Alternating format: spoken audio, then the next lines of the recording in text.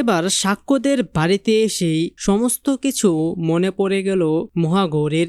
এটাই যে আসলে তার বাড়ি এবং সাক্ষ্যর আসি যে তার আসল বাবা মা সেটা সে বুঝতে পেরে গেল। হ্যাঁ সুপ্রিয় দর্শক, তুই আমার হিরো ধারাবাহিকের আজকের পর্বে আমরা এমনটাই দেখতে পারবো। বিস্তারিত জানতে চাইলে এখনই ভিডিওটা একটি লাইক দিয়ে চ্যানেলটিকে সাবস্ক্রাইব করে একদম শেষ পর্যন্ত দেখতে থাকুন। গল্পের শুরুতেই আজকে আমরা সবাই দেখতে পারবো যে সাক্ষ্য তো তার বাড়িতে বাড়ির সবার সামনে বলতে থাকে যে তার ঠাম্মিকে বলে যে আশির জন্মদিন উপলক্ষে আমি মহাগৌরীকে আমাদের এই বাড়িতে ইনভাইট করতে চাই।